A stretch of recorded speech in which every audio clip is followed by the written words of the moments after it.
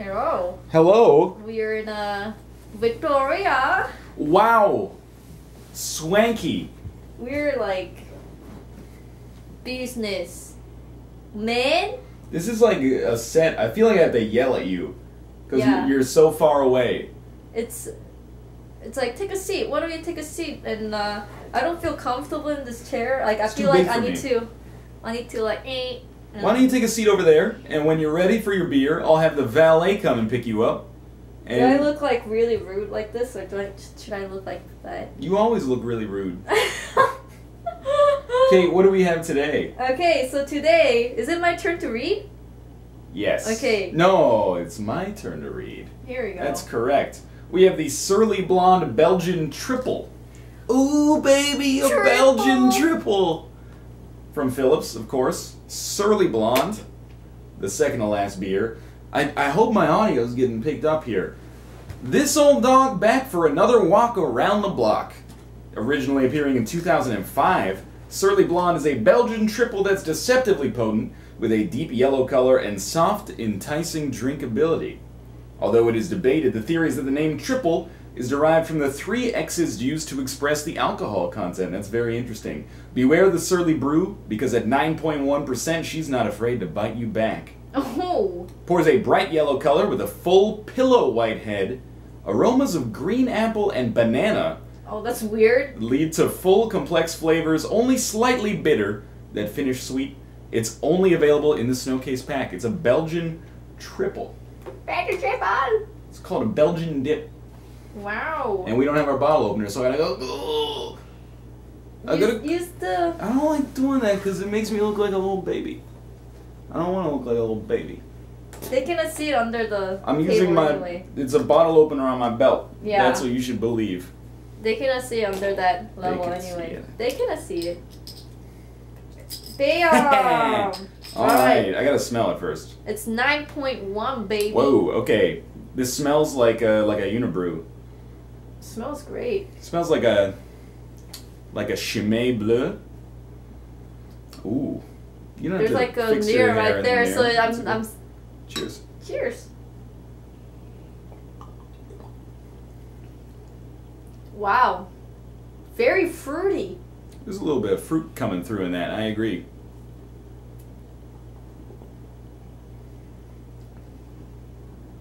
Oh, fruity indeed. Well, yeah. You know, I have to mention the restaurant that we went to had terrific food, but they did not have like any good beer selection. I think we've been spoiled by the Snowcase. So we were like, I'll have this beer, I'll have this beer, and then we tried it and we're like, like it's not. It's worth gonna be sad now that this month is coming to an end. Yeah, and now we're just gonna be like, why is beer tasting so bad? We have to come back to earth. Even I would have killed for a hop circle at dinner tonight. When I tasted the beer tonight, it tasted just like, oh yes, we have this tea that tastes like beer, but mostly water. It was, yes. And like now I'm tasting this, I'm like, shit, son. You know, if I did not tasted that cheap beer, I think I would have been more like, oh, this is good. You know, fruity, not so great, but it's alright. I think I would have done that.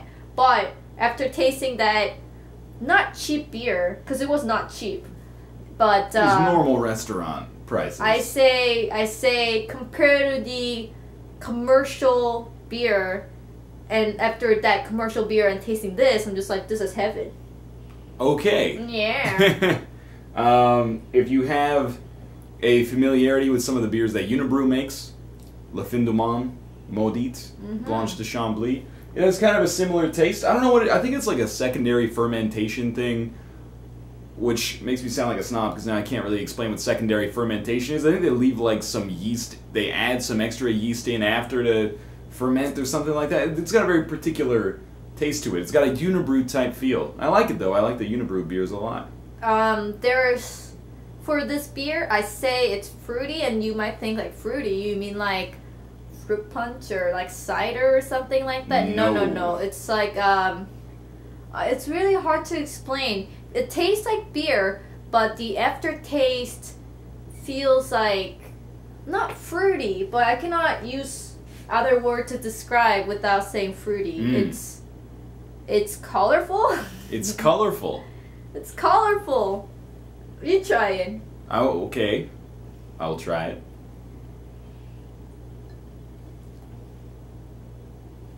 Like there is indeed apple. I don't know about banana, but I taste the apple. It's colorful. Look, I think fruity is an accurate assessment. It's sweet, but like with a little bit of an acid kind of tone that goes along with it. Maybe think of the aftertaste tastes like apple cider. I think agree that's with that. I think that's the closest like taste that I can make you guys think. I don't know. It's what it is. I don't necessarily agree with her on that, but you are entitled to your own opinion. I don't get very much aftertaste at all, actually. Its finish is pretty clean. Not like aftertaste, but like, you know, there are 2 steps, or sometimes there are 3 steps of... Like a chili. It's a 5-alarm beer. There, you know, sometimes a beer, maybe, you know, like the beer we had in the restaurant, tasted like 1 taste. It was just watered down beer. I don't know, it just tastes like watered down beer. But this one has 2 steps. The first step tastes like beer, and the second step tastes like apple cider. Like really good apple cider.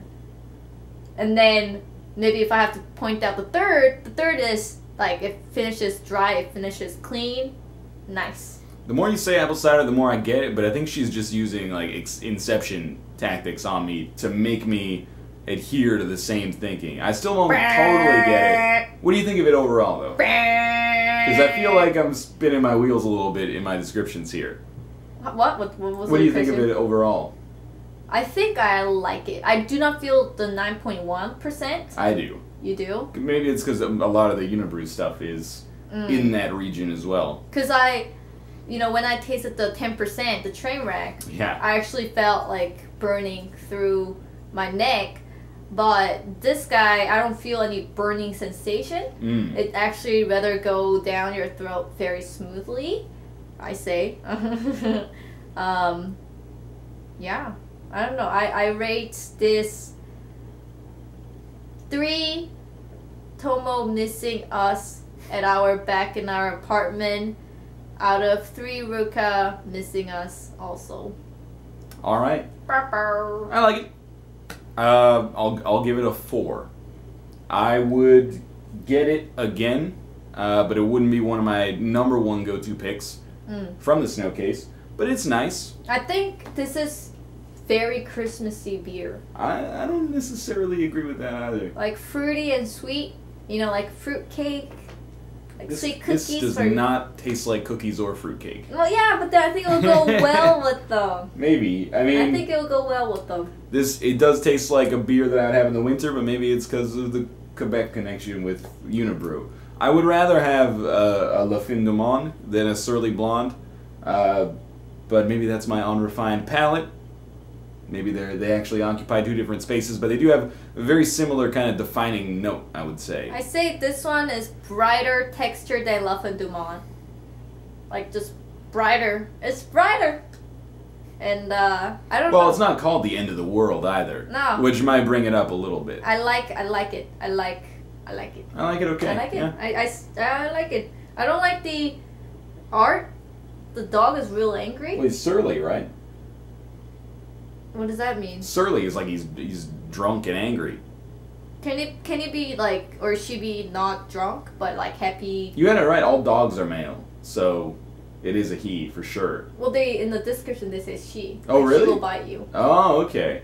So, you know, can she be a nice, not angry golden retriever? Maybe like it's pooping instead. It's just like, I don't want to drink a beer that has a poop on it. It doesn't need to have a poop. It's just like it's a squatting like a little. Oh, it would be funny. Contact me, Phillips. For the ideas. Let me get this straight. You want to associate our beer with literal dog shit? No, there's no shit on the label. Right, so the shit is in your mind. Think about it. Don't think about it. Contact me personally, not by him. I am the artist here. But I don't really understand the XXX. Well, I explained it. That's why they said it's called a big Belgian triple. Triple comes from like, the X's. It reminds me of moonshine. Yeah, I think that's the intention. But I don't get why. Like, I never had moonshine. But yeah. I don't think it will taste anything like moonshine. This should not taste like moonshine. Moonshine is hard alcohol. Moon River. Yeah. That's it? That's it. That's it? It's good? It is the second to the last. Second to last? I'm looking forward to tomorrow's. That is, I don't know. It's like it gone by so fast.